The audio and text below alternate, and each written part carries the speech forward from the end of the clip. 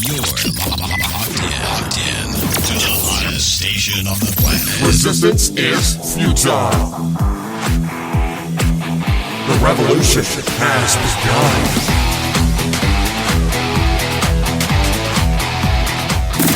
You're listening to Rebelpreneur Radio, helping you break the rules and build the business you need for the life you want. And now, broadcasting his pirate signal from somewhere beyond the status quo, here's your host, best-selling author, marketing and media strategist, Ralph Brogden.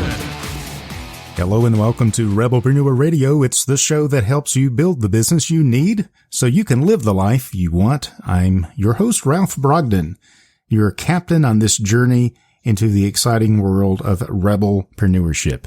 Building a business is something some people choose to do on their own, but smart people realize that it takes a team to get you from where you are to where you want to be.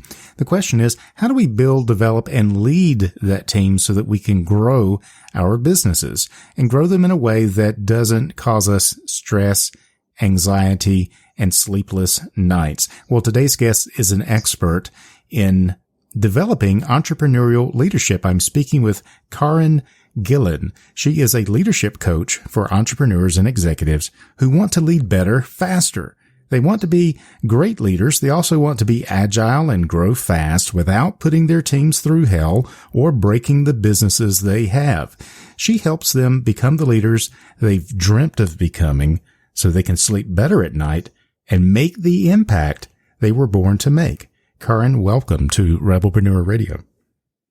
Thank you for having me and for that great intro. You are an entrepreneurial leadership coach. You help entrepreneurs, executives, rebelpreneurs get to where they want to be faster, but also get to where they want to be and not leave people behind, to actually lead others to the place where they're trying to get to. Tell us a little bit about how you got interested in leadership and what made you go into this as a business. I think I've been interested in leadership my entire life and just really recently keyed into this is the thing I can talk about, the conversations I want to have. These are the people I want to be with and hang out with all the time. And one of the things that clued me into this is just the way I talk about leadership as a healing modality and how leaders are here to show up and lead us, and what a powerful position that is when we take that role on. I had a coach and she was like, you realize I don't hear anyone else talking about leadership how you talk about leadership. Mm-hmm. And that's when my business took a turn for the better and I ended up where I am today.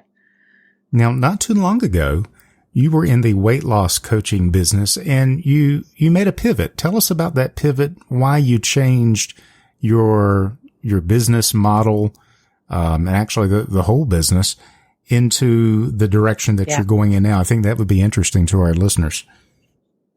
Yeah. So two things happened kind of simultaneously. One was I was working with this coach who was helping me to see myself for who I am.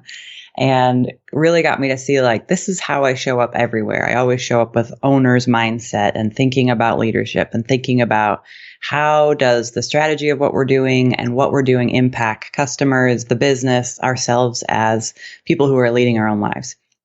The other thing that happened is, even though I had a weight loss coaching practice that was going well, when I looked at the numbers from 2018, 2/3 of my income came from other business owners coming to me for coaching saying, I know you don't do this, but.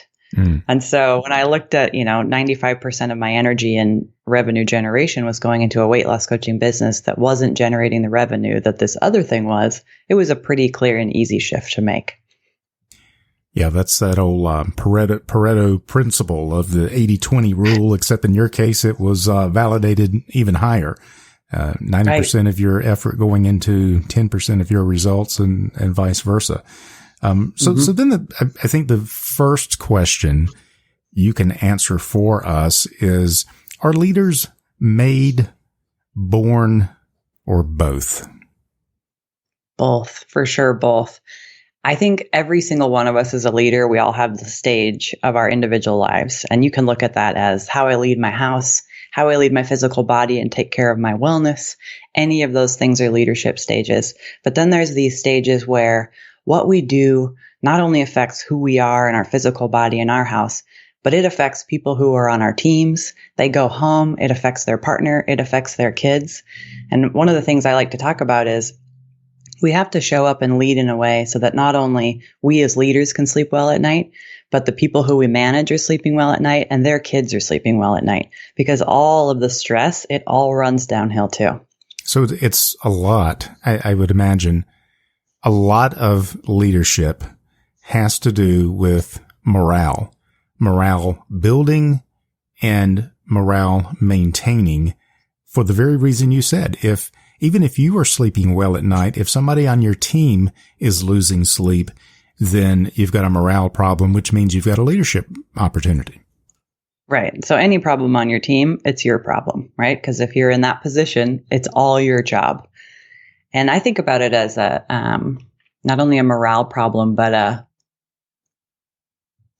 healing problem. Is we're sending these people out into the world and we want them to come back to work and refreshed and ready to go and ready to work on our mission with us. And if they're not coming at it from a really solid footing, then we're losing maybe the best parts of them every day. Is there a particular type of business or maybe a particular type of client or prospect that you work with that is particularly where leadership is particularly important and or they tend to get the most benefit out of learning how to lead better and faster? Who would your typical prospect be?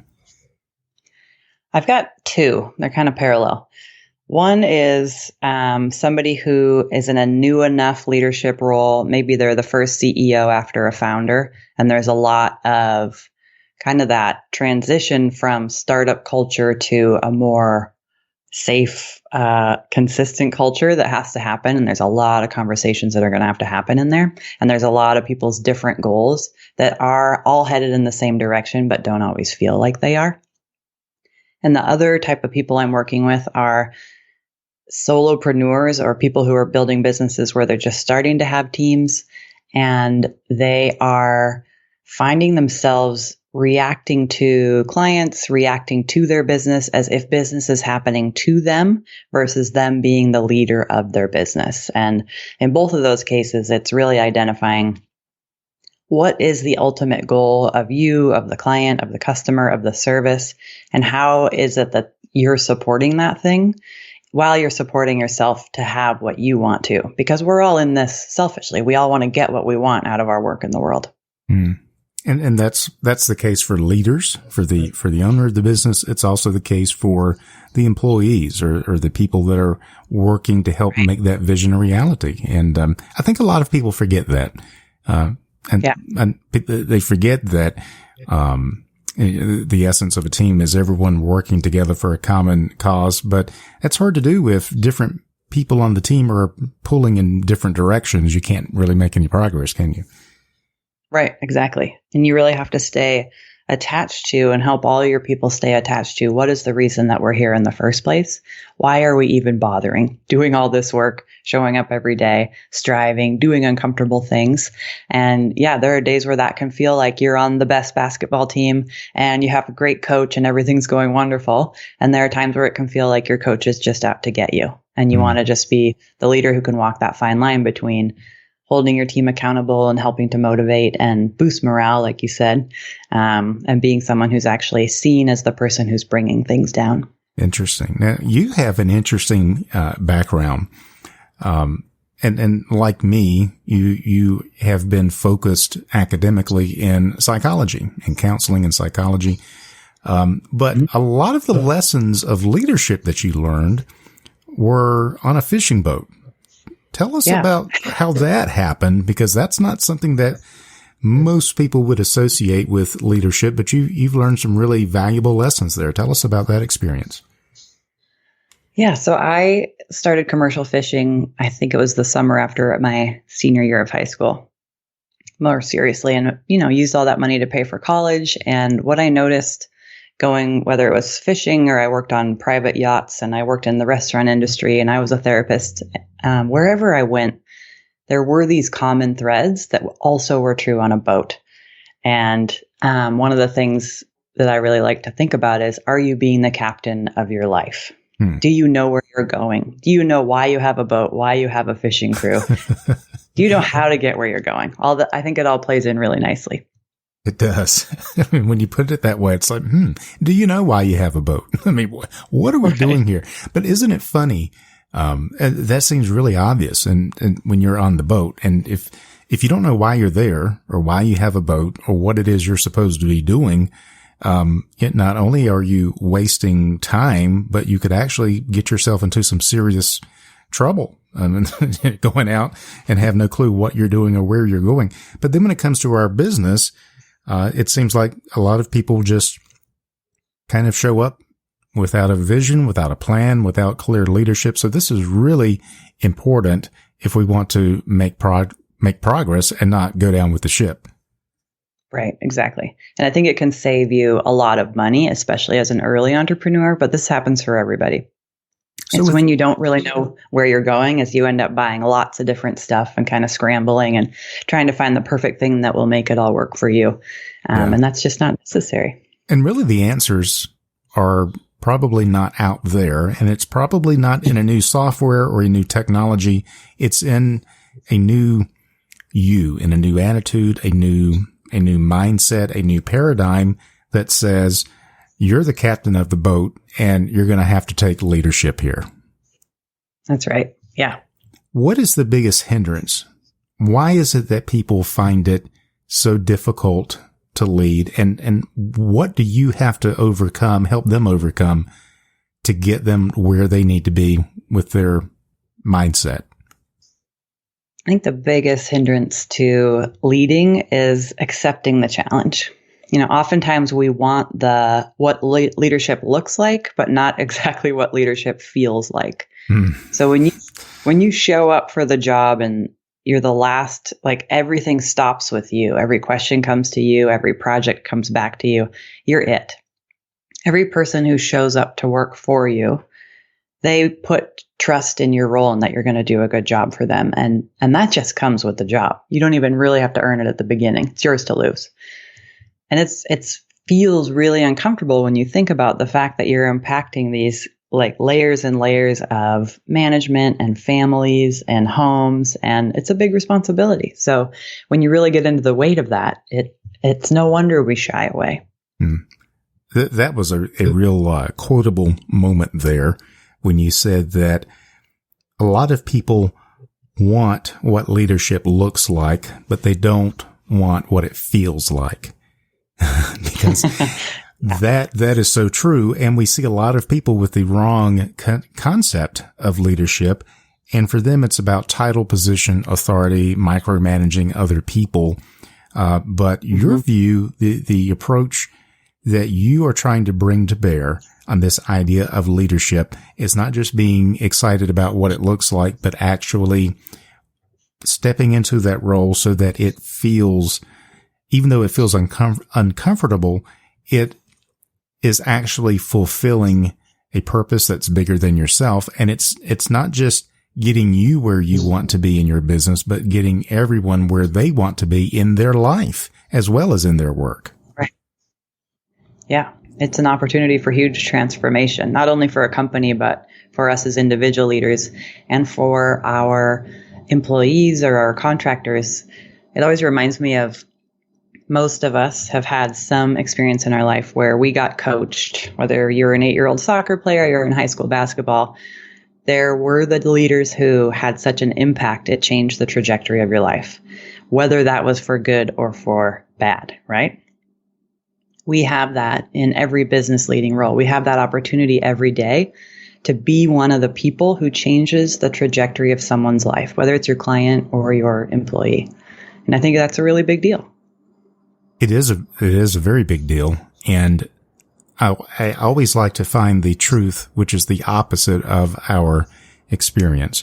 We know leadership is important. We know that we can have an impact and influence on the lives of other people because all we have to do is look at examples of bad leadership to see how Right. it creates a negative ripple effect. So you are a leader, you have influence, and what you do makes an impact on other people. Now, the question is, are you going to have a negative impact or are you going to have a positive impact? And you don't have to do anything to have a negative impact. Just do what you always do and just kind of be either nonchalant or be a micromanager or whatever. It doesn't take a lot of skill to be a negative leader. You can actually be very unskilled as a negative type leader and create negative consequences. So we know that it works. The question is, how do we turn that around so that instead of having, creating damage with our leadership and the way we interact with people, what can we begin to do as leaders to have a positive impact? Are there some steps we can take to begin to transition from damage control to actually building something positive and encouraging in people's lives? Absolutely. So I'm just going to take you deeper into my fishing metaphor because I think it's really fun and you can really get a picture of it in your mind. So first, you have to identify as the captain. And I would challenge everybody listening to just decide right now you are a captain. So you want to know that you're in charge.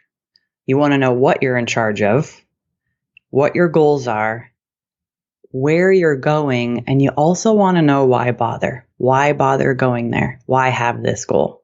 The second part of it is your boat. So what is the vessel that will help you accomplish those goals? And you want to be sure you have the right boat for the job. So if you're headed out salmon seining, you want to make sure you're not taking out the pleasure yacht, right? You want to have the right boat for the job. So do you have the right business structure to get you where you actually want to go? If it's not perfect today, can you at least see how it builds into what you want? Third is your crew. Do you have the people in place you need to get the work done? And even if that's just you, do you have what you need to get the work done? And do you have what you need to do that work remarkably well? Do you see any holes in your crew? Maybe there's someone you need to hire. Or maybe you're looking around at your crew and you notice that there are 2 extra men on deck and they don't have a job to do. It's time to let them go. Number 4 is your navigation. So that is the how or the plan or the structure, how you do the thing you do.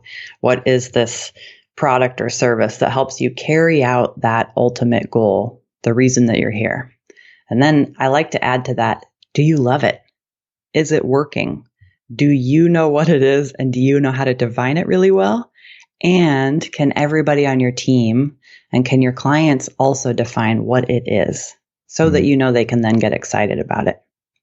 Oftentimes we're doing things that we think everybody gets and no one actually knows what we're doing, which is which is hard to sell.